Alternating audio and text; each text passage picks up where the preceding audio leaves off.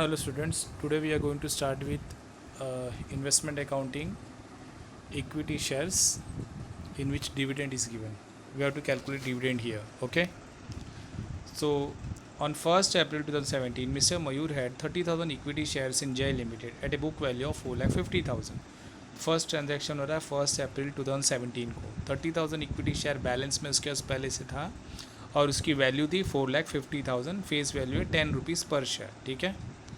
सो 30,000 equity share उसके पास balance में था राइट और 30,000 इक्विटी शेयर्स बैलेंस में था और उसकी कॉस्ट है 4,50,000 फेस वैल्यू है 10 rupees. On 22 June 2017 he purchase another 5,000 shares for rupees 80,000। 22 जून को उसने 5,000 शेयर्स और ख़रीदा है। तो 22 जून हो गया सेकेंड एडजस्टमेंट वर्किंग नोट में परचेज़ किया उसने 5,000 शेयर्स और वैल्यू है 80,000 ठीक है। अभी नेक्स्ट देखो आगे क्या लिखा है। द डायरेक्टर ऑफ द जय limited announce a bonus issue of equity shares in the ratio of 1 share for every 7 share held, यानी 7 शेयर हेल्ड रहेगा तो आपको एक बोनस मिलेगा। तो बोनस आ रहा है 16 अगस्त को। बोनस का डेट देखो क्या है 16 अगस्त ना, तो 16 अगस्त को बोनस शेयर मिलेगा। 7 हेल्ड करोगे तो एक बोनस मिलेगा। तो फिलहाल आपके पास कितना हेल्ड है 30,000 प्लस 5,000, यानी आपके पास 35,000 शेयर्स अभी हेल्ड है और 35,000 के बदले में कितना मिलेगा आपको क्रॉस मल्टीप्लाई करना। 35,000 को आपको 1 के साथ मल्टीप्लाई करना है और 7 के साथ डिवाइड करना है। तो आपको इस बार बोनस शेयर आ रहा है 5,000 बोनस शेयर आ रहा है। फेस वैल्यू 10 रुपीज़ ही रहेगा जैसे हमेशा रहता, हमेशा फेस वैल्यू 10 ही रहेगा और कॉस्ट में नहीं लाएगा क्योंकि बोनस फ्री ऑफ कॉस्ट दिया जाता है ना, इसीलिए। आगे on 31 August the company made a right issue. 31 अगस्त को देखो क्या हुआ है।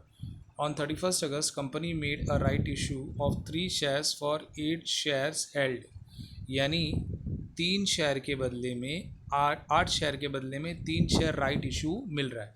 राइट इशू मतलब वो शेयर्स होते हैं जो खाली एग्जिस्टिंग इक्विटी शेयर होल्डर को दिया जाता है।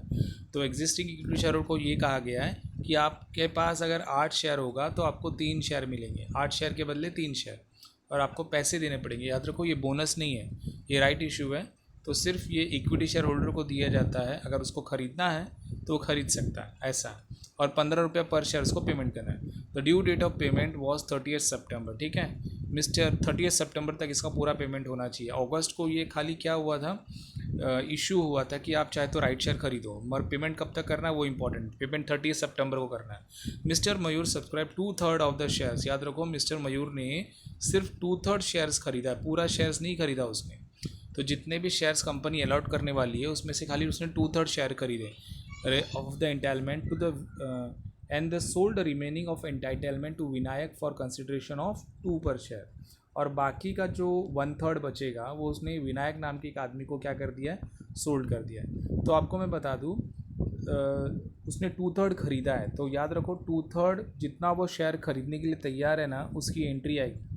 और बाकी का जो 1/3 शेयर्स है उसने ना किसी और को दे दिया और बोला कि ये मैं नहीं खरीद रहा हूँ विनायक साहब, अगर आपको आप ख़रीदना है तो आप ख़रीद लो। यानी उसने 2/3 अपने लिए ख़रीद लिया और 1/3 का जो एंटाइटलमेंट था, यानी 1/3 शेयर्स जो है उसने किसको दे दिया, विनायक को दिया और बोला कि आप ख़रीद लो, मुझे ख़रीदना नहीं है। तो ऐसे करके उसने अपने राइट शेयर को 2 रुपीज़ पर शेयर के हिसाब से क्या कर दिया, सोल्ड कर दिया। याद रखना यहाँ पर विनायक कोई और है, थर्ड पार्टी है, और उसने इसको अधिकार दिया है, शेयर नहीं बेचा है, सिर्फ अधिकार दिया है कि आप मेरा शेयर खरीद सकते हो। तो यहाँ पे देखो राइट शेयर में आ जाओ। राइट शेयर का रूल क्या है, 8 शेयर के बदले में आपको कितना शेयर मिलेगा, 3 शेयर। यानी अभी इसके पास टोटल कितना देखो 30,000 प्लस 5,000 प्लस 5,000, यानी टोटल उसके पास 40,000 शेयर्स हैं। और 40,000 शेयर्स के बदले में उसको मिल सकते हैं 15,000 शेयर्स, याद रहेगा। अब इस 15,000 शेयर्स में वो कितना खरीदने के लिए तैयार है, 2/3 खरीदने के लिए तैयार है, सिर्फ 2/3। अगर वो 2/3 खरीदने के लिए तैयार है तो इसका मतलब ये हुआ कि 15,000 में से वो खाली 2/3 शेयर्स ही खरीदेगा, 10,000 शेयर खरीदेगा। 15,000 का पूरा कंपनी दे रही है, उसमें से 10,000 खरीद रहा है। और 10,000 उसको कितने में पड़ेगा, 10 रुपीज़ उसका फेस वैल्यू होगा और 15 रुपीज़ उसका कॉस्ट है। तो यानी 10,000 इंटू 15 करोगे तो उसका कॉस्ट मिलेगा। अब सवाल ये है कि बचा हुआ 5,000 का क्या हुआ। यहाँ पे तो राइट शेयर में उसको कितना मिल रहा है, 15,000 मिल रहा है ना। तो बचे हुए 5,000 का क्या हुआ, ये खाली 10,000 ही खरीद रहा है। उसने बचा हुआ 5,000 जो है विनायक नाम के एक आदमी को क्या कर दिया है, बेच दिया। यानी कि इन द सेंस उसका अधिकार बेचा है, क्योंकि अभी तक वो 5,000 शेयर तो खरीदा ही नहीं है उसने। तो माना कि कंपनी उसको कह रही है कि आप 15,000 शेयर खरीद सकते हो, मगर उसमें से जो हमारे प्रोप्राइटर है उसने सिर्फ 10,000 शेयर खरीदा है। यानी मयूर ने सिर्फ 10,000 शेयर खरीदा है। तो 15,000 में से 10,000 शेयर मयूर ने खरीदा और बोला कि मैं कंपनी को पैसा दे रहा हूँ। और बचा हुआ 5,000 विनायक नाम के एक आदमी को उसने क्या कर दिया, अपने अधिकार बेच दिए। बोला कि 15,000 मैं खरीद सकता हूँ, मगर मैं सिर्फ 10,000 खरीदूँगा और बाकी का 5,000 तुम खरीद लो। ठीक है, विनायक ने बोला ठीक है 5,000 शेयर मैं खरीदूंगा। तो इसने अपनी एंटाइटलमेंट बेची, यानी 5,000 शेयर खरीदने का जो अधिकार होता है, एंटाइटलमेंट होता है, वो उसने विनायक को दे दिया और बोला कि मेरी तरफ से तुम जाओ, तुम खरीदो, तुम पैसा दे देना। ठीक है, यानी कि 5,000 शेयर है वो कौन खरीदेगा, विनायक खरीदेगा, और विनायक से हमारा कोई लेना देना नहीं है। इसीलिए जो 5,000 शेयर्स को उसने 2-2 रुपये में उसके अधिकार बेचे। याद रखना, शेयर्स नहीं बेचा है, सिर्फ अधिकार बेचा है कि मैं नहीं खरीद रहा हूँ तो तुम खरीद लेना, ये अधिकार उसने बेच दिया। तो अधिकार जो उसने 5,000 शेयर्स का 2-2 रुपये के हिसाब से उसका बनेगा कुछ 5 टू ज़ 10, यानी 10, 5 टू ज़ 10, 10,000 जो भी उसका अधिकार बनता है ना, जो राइट शेयर का उसने अपना एंटाइटलमेंट सोल्ड किया, उसका कोई एंट्री नहीं आएगा। आपको सिर्फ 10,000 शेयर्स की एंट्री करनी है। कितने शेयर्स की एंट्री करनी है, 10,000, क्योंकि 15,000 में से वो सिर्फ 2/3 शेयर्स खरीदने के लिए तैयार है और बाकी का 5,000 शेयर विनायक ने खरीदा है। ठीक है, मयूर ने खरीदा नहीं है। तो मयूर ने सिर्फ उसको अपना अधिकार बेचा है और वो भी एक शेयर का 2 रुपया, ऐसा वहाँ पर दिया है। ठीक है, तो यहाँ पे लिखा है कि sold is for entitlement for a consideration of ₹2 per share. तो उसने अपना सिर्फ एंटाइटलमेंट बेचा, याद रखो। तो 15,000 में से 10,000 शेयर मयूर खुद खरीदेगा और बाकी का उसने एंटाइटलमेंट जो है अधिकार विनायक को दे दिया कि मुझे नहीं खरीदना, आप खरीद लो करके। और उसको उसने एंटाइटलमेंट भी कितने बेचा, ₹2 पर शेयर में। ठीक है, नेक्स्ट क्या लिखा है, on 31 October 2017 dividend is received from Jay limited at 20% for the year ended 31 March 2017। Dividend मिल रहा है, याद रखना। अब डिविडेंड में बेसिकली आपको ये याद रखना है कि डिविडेंड कब मिल रहा है, पता है आपको, डिविडेंड मिल रहा है 31 अक्टूबर को। ठीक है, डिविडेंड में आपको ये याद रखना है कि डिविडेंड आपको याद रखना है कि डिविडेंड कभी भी बोनस शेयर पे और राइट शेयर पे डिविडेंड नहीं निकालना है। बोनस शेयर और राइट शेयर पे डिविडेंड नहीं निकलेगा। तो मैंने यहाँ पे अभी लिख के दिया है, dividend is always calculated on face value of equity share. और दूसरी बात याद रखना है कि डिविडेंड हमेशा फेस वैल्यू पे ही कैलकुलेट करना है आपको। डिविडेंड हमेशा किस पे कैलकुलेट करना है, डिविडेंड हमेशा फेस वैल्यू पे कैलकुलेट करना है, याद रहेगा। डिविडेंड हमेशा फेस वैल्यू पे ही कैलकुलेट करना है। Dividend is always calculated on the face value. And second thing कि dividend, no dividend is received on bonus share and the right share. मतलब बोनस शेयर और राइट शेयर पे कभी भी डिविडेंड नहीं आएगा, याद रखो। बोनस शेयर और राइट शेयर इस ईयर में उन्होंने इशू किया है, इसका जो डिविडेंड मिलेगा वो नेक्स्ट ईयर में मिलेगा। डिविडेंड हमेशा लास्ट ईयर के नंबर ऑफ शेयर्स पे मिलता है। ठीक है, करंट ईयर में अगर कोई शेयर इशू हुआ है तो उस पर नहीं मिलेगा। तो उसी तरह अभी डिविडेंड किस पे आएगा, देखो, बैलेंस पे डिविडेंड आएगा और जो भी आपने परचेस किया है ना, परचेस, उस पर डिविडेंड आएगा, याद रखना। एक तो बैलेंस पे डिविडेंड आएगा और जो आप परचेस करोगे उस पर डिविडेंड आएगा। तो बोनस पे और राइट शेयर पे नहीं आएगा। परचेस पे इसलिए आएगा क्योंकि आपके ख़रीदने से पहले किसी और ने तो ख़रीदा ही था, अब उसके पास से आपने ख़रीद लिया। इसका मतलब ये हुआ कि आप उसके मालिक बन गए हो और साल भर तो किसी न किसी के पास था ही था और इसी वजह से आपको वो डिविडेंड मिलेगा। अगर आपने नहीं ख़रीदा होता तो इसका जो पहले ओनर है, जो जिसके पास से परचेज़ किया गया है शेयर, उसको मिलता है डिविडेंड, क्योंकि आपने उसके पास से ख़रीद लिया है। तो अभी ये डिविडेंड जो है आपको मिलेगा।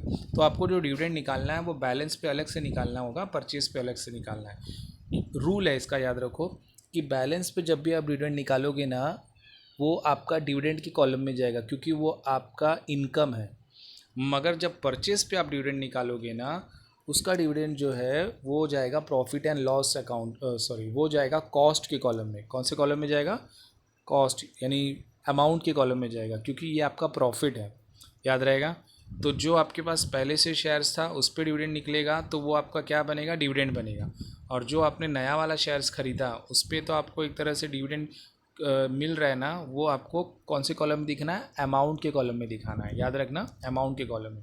तो डिविडेंड हमेशा फेस वैल्यू पे निकलता है। तो आपके पास बैलेंस में 30,000 शेयर्स हैं, तो उसका 30,000 शेयर्स को आपको 10 से मल्टीप्लाई करना है। तो 30,000 को आपने 10 से मल्टीप्लाई कर दिया, तो 10 से मल्टीप्लाई करने के बाद 3 लाख रुपीज़ आएगा। 3 लाख का 20% निकालोगे तो 60,000 आएगा। ये आपको डिविडेंड के कॉलम में दिखाना है, राइट, याद रखना। और जो आप परचेस पे डिविडेंड निकालोगे, परचेस कितना है 5,000 है, उसका फेस वैल्यू है 10 रुपीज़। तो 5,000 इंटू 10 कितना हो जाएगा 50,000। और 50,000 पे आपको 20% डिविडेंड बनेगा 10,000। ये आपको अमाउंट के कॉलम में दिखाना है। याद रखो, डिविडेंड हमेशा दो अलग अलग करके दिखाना है। बैलेंस का डिविडेंड अलग दिखाना है, परचेस का डिविडेंड अलग दिखाना है। बैलेंस का डिविडेंड बैलेंस के कॉलम डिविडेंड के कॉलम में जाएगा, और परचेस पे जो डिविडेंड निकालोगे वो अमाउंट के कॉलम में जाना चाहिए, ठीक है। और याद रखो, राइट शेयर और बोनस शेयर पे कभी डिविडेंड नहीं निकालना है, और डिविडेंड हमेशा फेस वैल्यू पे निकलता है। तो नंबर ऑफ़ इक्विटी शेयर होगा तो मल्टीप्लाई 10 करके फेस वैल्यू निकालना है, फिर उस पर डिविडेंड निकालना है, ठीक है। अभी next last line, on 15 November 17 Mayur sold 30,000 equity share eight A premium of ₹5। Premium of 5 बोला है तो 15 रुपीज़ में सेल किया, याद रखो, यानी 10 रुपीज़ प्लस 5 रुपीज़ प्रीमियम होता है, तो 15 में बेचा। तो सोल्ड हुआ है 15 नवंबर को, ठीक है ना। तो 15 नवंबर को उन्होंने क्या किया है, सोल्ड किया है, ठीक है। और कितने रुपए में सोल्ड किया उन्होंने 15 नवंबर को, 5 रुपीज़ प्रीमियम बोला, तो 10 + 5 कितना हो जाएगा 15 रुपीज़ में उसने सोल्ड किया। 10 रुपये उसका फेस वैल्यू है, राइट। और नंबर ऑफ़ शेयर्स कितना है, नंबर ऑफ़ शेयर्स है 30,000। तो ये आपका वर्किंग नोट पूरा हो गया। अभी एक एक करके लेजर में इसकी एंट्री करते हैं, ठीक है। और याद रखो, यहाँ पे मैंने नोट लिख के दिया राइट शेयर के लिए। According to accounting standard 13, profit on sale of right share entitlement is not shown in investment account. यानी विनायक को जो एंटाइटलमेंट सोल्ड किया था 5,000 शेयर का, 15,000 में से 10,000 मयूर ने खुद ने खरीद लिया, और बाकी का 5,000 उसने विनायक को बोला आप खरीदो, मैं नहीं खरीदूंगा। तो उसने जो विनायक को 5,000 शेयर खरीदने का ऑफ़र दिया था, उस ऑफ़र के बदले में उसने 2-2 रुपया पर शेयर उससे एंटाइटलमेंट का पैसा लिया, जिससे उसने 10,000 रुपये कमाया। वो प्रॉफिट एंड लॉस अकाउंट में दिखाया जाएगा, वो इन्वेस्टमेंट अकाउंट में नहीं दिखाएंगे। इसलिए जो एंटाइटलमेंट सोल्ड होता है उसका एंट्री नहीं होगा। एंट्री की सिर्फ तब होगा जब इन्वेस्टमेंट ख़रीदा होगा या इन्वेस्टमेंट बेचा होगा। इन्वेस्टमेंट के एंटाइटल के ख़रीदने से या बेचने से कोई लेना देना नहीं है, याद रहेगा। और डिविडेंड हमेशा फेस वैल्यू पे निकलेगा, और डिविडेंड हमेशा बैलेंस पे अलग से दिखाने का और परचेज पे अलग से दिखाने का। बैलेंस पे जो डिविडेंड निकलेगा वो डिविडेंड के कॉलम में जाएगा, परचेज पे जो डिविडेंड निकलेगा वो अमाउंट के कॉलम में जाएगा। और राइट शेयर और बोनस शेयर पे डिविडेंड नहीं आता, ठीक है। लेट्स स्टार्ट विद द सम। पहला ट्रांजैक्शन कब हो रहा है, देखो 1 अप्रैल 17 को हो रहा है, ठीक है। तो यहाँ पे लिख देंगे हम लोग 1 अप्रैल, ठीक है। 1 अप्रैल को उसने ख़रीदा है। अभी देखो ज़रा, उसने 1 अप्रैल को कितना ख़रीदा है। 1 अप्रैल को उसने ख़रीदा है 30,000 शेयर्स को ख़रीदा है। ख़रीदते हैं जब भी कोई भी शेयर्स ख़रीदा होगा तो हम लोग क्या लिखते हैं, टू बैंक अकाउंट। जब भी कोई शेयर्स ख़रीदा होगा तो क्या लिखेंगे, टू बैंक अकाउंट।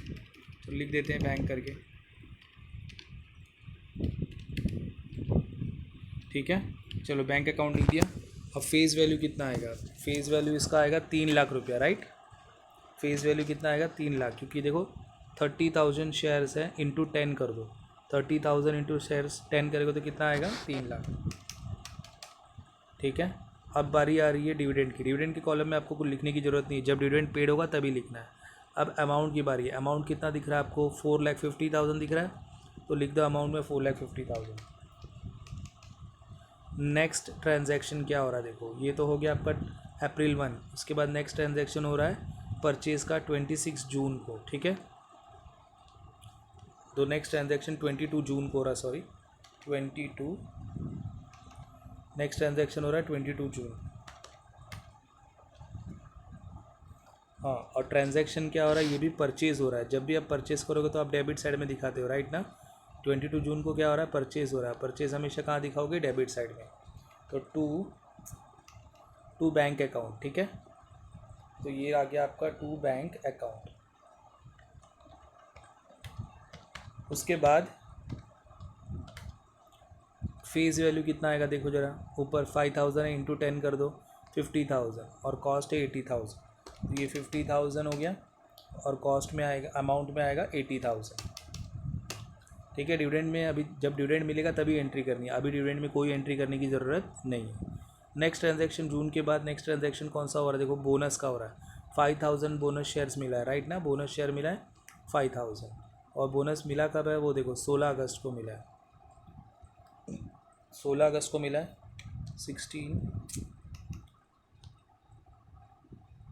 16 अगस्त का डेट डाल दो। और जब भी आपको बोनस मिलेगा ना, तो याद रखो बोनस में हम कोई कॉस्ट उसका नील होता है, उसको ज़ीरो वैल्यू रहेगा, ठीक है। तो यहाँ पर आपको बोनस लिखना है, टू बोनस।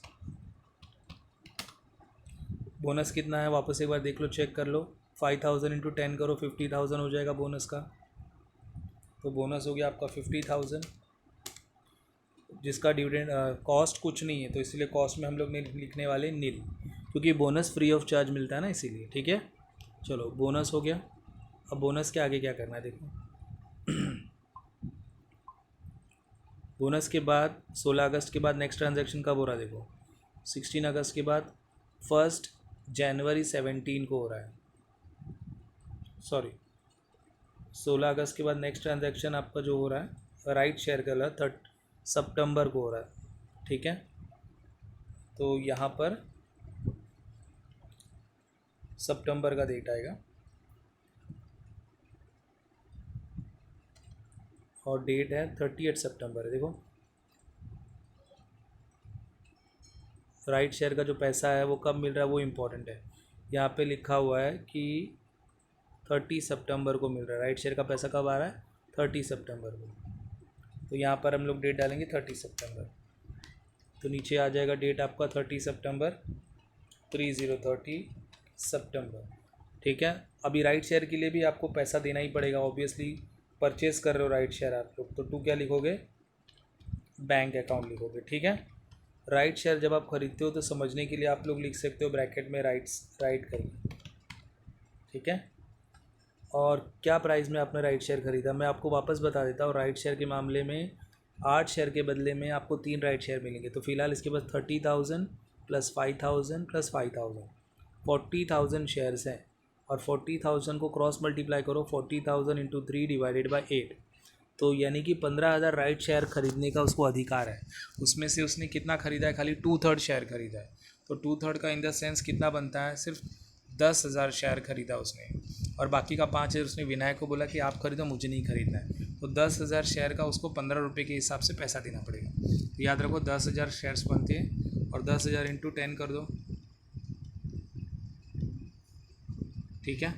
10,000 10,000 इंटू 10 कितना हो जाएगा बेटा, 1,00,000 हो जाएगा। और डिविडेंड के कॉलम में कुछ नहीं आएगा। और 10,000 इंटू 15 करो तो 1,50,000 आएगा, ठीक है। 1,50,000 आपका कौन सा कॉलम में जाएगा, अमाउंट के कॉलम में जाएगा। नेक्स्ट ट्रांजैक्शन अभी आपको करना है वो राइट शेयर के बाद का है, वो है डिविडेंड का। देखो डिविडेंड उन्होंने दिया है 31 अक्टूबर 17 को, तो डिविडेंड हमेशा क्रेडिट साइड में आता है, इसीलिए हम लोग क्रेडिट में लिखेंगे 31 अक्टूबर, ठीक है। अब यहाँ पे जब भी आपको डिविडेंड मिलेगा तो आप लिखोगे बैंक अकाउंट, याद रखना डिविडेंड जब भी आपको मिलेगा तो आप क्या लिखोगे, टू बैंक अकाउंट, ठीक है। जब भी आपको डिविडेंड मिलेगा तो आप कहाँ लिखोगे, टू बैंक अकाउंट में लिखोगे, ओके। अब आपको करना क्या है कि डिविडेंड में हमेशा याद रखो फेज़ वैल्यू में कुछ भी नहीं आएगा, फेज़ वैल्यू में आपको कुछ लिखने की ज़रूरत नहीं। तो डिविडेंड में फेज़ वैल्यू में ब्लैंक रहेगा। हाँ, मगर डिविडेंड में मैंने एक आपको बताया था कि डिविडेंड में 2 पार्ट होते हैं, एक बैलेंस पे डिविडेंड निकाला जाएगा और दूसरा डिविडेंड परचेस पे निकलता है, राइट। तो बैलेंस पे जब आप डिविडेंड निकालने जाओगे तो बैलेंस कितना आपका 30,000 इंटू 10 करो तो फेस वैल्यू कितना होगा, 3,00,000। 3,00,000 का 20% कितना हो गया, 3,00,000 का 20% हो जाएगा 60,000। ये जो 60,000 है ये आपको डिविडेंड के कॉलम में ही डालना है, क्योंकि ये आपका एक्चुअल इनकम है, ठीक है। तो ये आ गया आपका 60,000 डिविडेंड के कॉलम में। मगर परचेज पर जब डिविडेंड निकाला जाएगा, जब परचेज है 5,000 इंटू 10 करेंगे तो कितना हो जाएगा 50,000। 50,000 का 20% कितना होगा 10,000। परचेज का जो डिविडेंड है वो आपको अमाउंट के कॉलम में डालना है। 10,000 रुपीज़ कहाँ डालना है आपको, अमाउंट के कॉलम में डालना है, भूलना मत, ठीक है। तो जब भी आप परचेज़ करोगे तो अमाउंट के कॉलम में आएगा, जब भी आप बैलेंस पे डिविडेंड निकालोगे तो डिविडेंड के कॉलम में आएगा। उसके बाद लास्ट ट्रांजैक्शन है सोल्ड का। सोल्ड कितना हो रहा है देखो, 30,000 शेयर सोल्ड हो रहा है 15 के प्राइस में, ठीक है। सोल्ड का एंट्री करने से पहले आपको वर्किंग नोट करना पड़ेगा। तो 30,000 इंटू 15 ये आपका सेलिंग प्राइस है, ठीक है। चलो वर्किंग नोट कर लेते हैं। सेलिंग प्राइस है 30,000 इंटू 15, तो 30,000 इंटू 15 सेलिंग प्राइस आएगा 4,50,000। उसके बाद आपको निकालना रहेगा weightage average cost. Weightage average cost का फॉर्मूला क्या है, debit amount minus credit amount divided by debit face value minus credit face value into face value of equity share sold, ठीक है। तो पहले अभी डेबिट अमाउंट और क्रेडिट अमाउंट निकालते हैं, फिर डेबिट फेस वैल्यू और क्रेडिट फेस वैल्यू निकालते हैं, ठीक है। अब डेबिट अमाउंट के लिए क्या करना है आपको, डेबिट अमाउंट के लिए डेबिट साइड का आपको टोटल करना है 4,50,000, 80,000 प्लस 1,50,000 यानी 4 लाख और 1 लाख 5 लाख 50 6 लाख 6,80,000 आ रहा है डेबिट अमाउंट में। तो 6,80,000 हमने डेबिट अमाउंट में लिख दिया, ठीक है। डेबिट अमाउंट में आ रहा है 6,80,000, ठीक है। अब 6,80,000 हो गया डेबिट अमाउंट का, तो क्रेडिट अमाउंट का भी तो लिखना पड़ेगा नेक्स्ट में। क्रेडिट अमाउंट आपको क्या दिख रहा है देखो, क्रेडिट अमाउंट में आपको 10,000 दिख रहा है, राइट। ये क्रेडिट साइड का जो अमाउंट है वहाँ पर आपको दिख रहा है 10,000, ठीक है। आपको क्रेडिट अमाउंट में 10,000 दिख रहा है, क्रेडिट साइड के अमाउंट में 10,000 रुपया दिख रहा है। तो लिख दो क्रेडिट साइड में 10,000 करके। तो यहाँ पे मैंने क्रेडिट अमाउंट में 10,000 डाल दिया। अब बारी है डेबिट फेस वैल्यू और क्रेडिट फेस वैल्यू की, ठीक है। अभी देखो डेबिट फेस वैल्यू में कितना है, डेबिट साइड के फेस वैल्यू में आपको दिख रहा है 3 लाख 4 लाख 5 लैक्स, और क्रेडिट साइड का जो फेस वैल्यू है पूरा खाली पड़ा हुआ है। क्रेडिट साइड का फेस वैल्यू पूरा खाली है, ठीक है ना। क्रेडिट साइड का फेस वैल्यू पूरा खाली है, तो डेबिट साइड का फेस वैल्यू 5 लैक्स हो गया, ठीक है। और क्रेडिट साइड का जो फेस वैल्यू है पूरा क्या है, खाली है। तो खाली है तो आपको यहाँ पे 0 लिखना है। अब उसके बाद face value of equity share sold के साथ मल्टीप्लाई करना है। तो नंबर ऑफ़ शेयर्स कितने थे, नंबर ऑफ़ शेयर्स थे आपके 30,000, मल्टीप्लाई बाय 10 करो तो फेस वैल्यू कितना आएगा 3 लैक्स। तो 3 लैक्स के साथ आपको क्या करना है, मल्टीप्लाई करना है। चलो इसको कैलकुलेट करोगे तो आपका आंसर देखो कितना आएगा। आपका आंसर आएगा 4,02,000, ठीक है। आपका आंसर आएगा 4,02,000। तो ये आपका वेटेज एवरेज कॉस्ट बन गया। ये आपका क्या बन गया, वेटेज एवरेज कॉस्ट बन गया 4,02,000। तो यही 4,02,000 आपको वेटेज एवरेज कॉस्ट वाले कॉलम में लिखना है 4,02,000। तो आपका सेलिंग प्राइस था 4,50,000 और आपका कॉस्ट है 4,02,000। तो इसका मतलब ये हुआ कि आपको 48,000 का प्रॉफिट हुआ है। कितने का प्रॉफिट हुआ है, 48,000 का, क्योंकि आपका सेलिंग प्राइस ज़्यादा है और आपका कॉस्ट प्राइस कम है, तो आपको प्रॉफिट हो रहा है 48,000 का। चलो अभी एंट्री कर लेते हैं। एंट्री हमेशा सेल की एंट्री जो होती है वो क्रेडिट साइड में आती है, और सेल कौन से डेट को हुआ था वो याद रखो, 15/11 को हुआ था, यानी 15 नवंबर को आपका सेल हुआ है, ठीक है। तो 15 नवंबर को सेल हुआ है, 15 लिख दो, नवंबर का डेट डाल दो, ठीक है। 15 नवंबर को आपको सेल करना है, और 15 नवंबर को सेल कितना हुआ था याद रखो, 30,000 शेयर्स सेल हुआ है, ठीक है। तो जब भी आप सेल करोगे तो क्या लिखोगे, सेल करोगे तो भी आपको लिखना है बाय बैंक अकाउंट, ठीक है। और सेल का जो वैल्यू है तो 30,000 इंटू 10 फेस वैल्यू आएगा 3 लैक्स, ठीक है। 3 लैक्स का हो गया। डिविडेंड में कॉलम में कुछ नहीं आएगा। और अमाउंट था, सेलिंग प्राइस कितना था, 4,50,000 ही था ना, 4,50,000 था, ठीक है। तो 4,50,000 में उसने आपको सेल किया था 4,50,000, ठीक है, ठीक है। 4,50,000 हो गया। अब आपको करना क्या है, इस 4,50,000 में उसने सेल किया है ना, तो सेल की एंट्री होने के बाद, सेल की एंट्री होने के बाद आपको जो नेक्स्ट एंट्री करनी है वो किसकी करनी है कि उसमें प्रॉफिट हुआ या लॉस हुआ है। तो याद है आपको लॉस हुआ है आपको, तो 4,50,000 प्रॉफिट हुआ है आपको, 48,000 का प्रॉफिट हुआ है। तो क्योंकि आपको 48,000 का प्रॉफिट हुआ है तो आपका नेक्स्ट जो प्रॉफिट के लिए एंट्री आएगी वो क्रेडिट साइड में आएगी, ठीक है। तो यहाँ पे लिख दो आप 15 नवंबर करके। तो जब भी आपको प्रॉफिट होगा ना तो आपको क्रेडिट साइड में दिखाना है, ठीक है। तो जब भी आपको प्रॉफिट होगा तो आपको कहाँ दिखाना है, क्रेडिट साइड में ही दिखाना है। आपको जब भी लॉस हुआ है तो डेबिट, लॉस हुआ तो आपको क्रेडिट साइड में दिखाना है, प्रॉफिट हुआ तो आपको डेबिट साइड में दिखाना है, भूलना मत, ठीक है। तो इस बार आपको क्या हो रहा है, प्रॉफिट हो रहा है, इसलिए आप कहाँ दिखाओगे उसको, डेबिट साइड में दिखाओगे। ओके, नाउ डेबिट साइड में अपने को कितने का प्रॉफिट हो रहा है बता दो। आपको प्रॉफिट हो रहा है 48,000 का। तो जब भी आपको प्रॉफिट हुआ ना तो आप डेबिट साइड में ही दिखाना। टू लिखते समय क्या लिखना है, प्रॉफिट एंड लॉस अकाउंट। और याद रखना प्रॉफिट एंड लॉस अकाउंट लिखने के बाद आपको ये प्रॉफिट एंड लॉस अकाउंट कब लिखना है? जब आपको शेयर्स पे प्रॉफिट होगा तो ही, और वो अमाउंट जाएगा कौन से कॉलम में जाएगा? अमाउंट आपका जो जाना चाहिए वो सिर्फ और सिर्फ याद रखो अमाउंट के कॉलम में जाएगा। जितना भी प्रॉफिट हुआ है वो अमाउंट के कॉलम में ही दिखाना है। ये 48,000 का जो आपको प्रॉफिट हुआ वो अमाउंट के कॉलम में जाएगा। फेस वैल्यू में आपको कुछ भी दिखाने की ज़रूरत नहीं है, डिविडेंड के कॉलम में आपको कुछ भी दिखाने की ज़रूरत नहीं है, ठीक है। तो डिविडेंड के कॉलम में तभी आएगा जब आपको डिविडेंड मिलेगा, नहीं तो आपको डिविडेंड कहीं भी दिखाने की ज़रूरत नहीं है। चलो अभी लास्ट एक काम बाकी है, टोटल करना है आपको, ठीक है। तो याद रखो जब भी आप सेल करोगे तो वर्किंग नोट पहले करना है, एंट्री बाद में करना। प्रॉफिट हुआ तो आपको कहाँ दिखाना है? डेबिट साइड में। लॉस हुआ तो कहाँ दिखाना है? क्रेडिट साइड में, ठीक है। चलो अभी टोटल करके आंसर ढूंढ के निकाल लेते हैं। तो जब आप टोटल करके आंसर ढूंढेंगे तो आप देखो कि आपका कौन सा साइड ज़्यादा है कौन सा साइड कम है, उस हिसाब से टोटल करेंगे, ठीक है। सो फर्स्ट ऑफ ऑल हम लोग टोटल चालू करते हैं। तो फेस वैल्यू का टोटल पहले चालू कर देते हैं। डेबिट साइड में देखो, क्रेडिट साइड में देखो, कंपेयर करो और बताओ फेस वैल्यू में किसका क्या ज़्यादा है, ठीक है। तो यहाँ पर 3 लाख 4 लाख 5 लाख आ रहा है। कितना आ रहा है यहाँ का टोटल? 5 लाख आ रहा है, ठीक है। फेस वैल्यू का 5 लाख टोटल आया, यहाँ पे भी लिख दिया आपने 5 लाख करके। उसमें से 3 लाख आपको क्या करना है? लेस कर देना है। तो बचेगा कितना? बचेगा 2 लाख बचेगा, राइट ना। वो आपको कहाँ दिखाना है? बाय बैलेंस कैरिड डाउन में दिखाना है। बाय बैलेंस कैरिड डाउन, ठीक है। चलो बाय बैलेंस कैरिड डाउन हो गया यहाँ पर। अब आपको डिविडेंड का कॉलम देखना है। डिविडेंड के कॉलम में सिर्फ एक ही है 60,000, और यहाँ का टोटल ज़्यादा है, राइट। याद रखना डिविडेंड के कॉलम में क्रेडिट साइड का जो टोटल है वो ज़्यादा है, डेबिट साइड का टोटल कम है। तो यहाँ पे आपने 60,000 लिख दिया, यही 60,000 यहाँ पे लिख कर जाना है। अब यहाँ पे माइनस करने के लिए कुछ नहीं है, तो आपका बैलेंस जो आएगा वो 60,000 ही आएगा। जो आपका फाइनल बैलेंस आएगा वो कितना आएगा? 60,000 ही आएगा, ठीक है।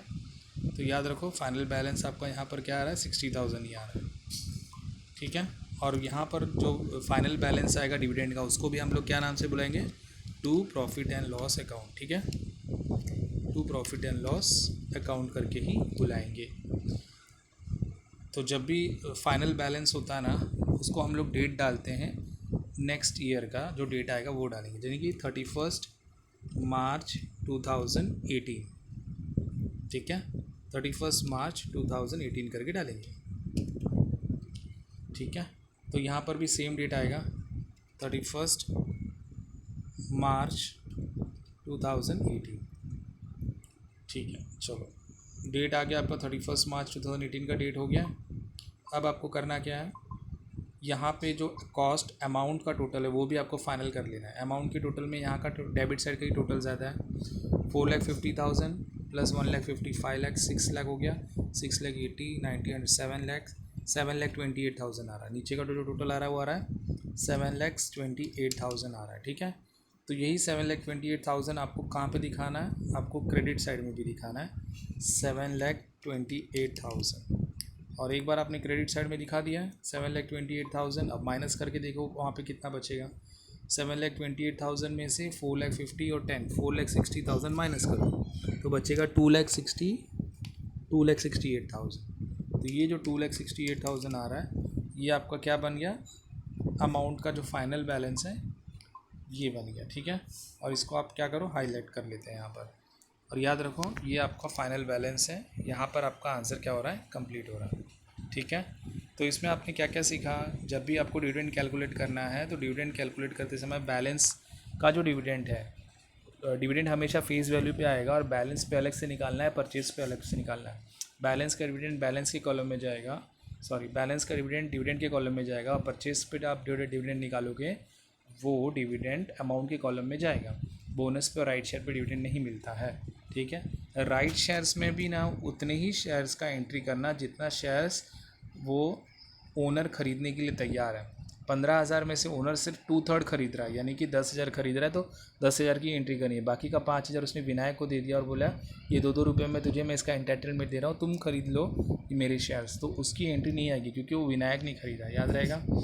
ओके स्टूडेंट्स, आज के लिए मैं इतना ही रोक रहा हूँ। ओके, कोई डाउट है तो बाद में मुझे पूछ लेना।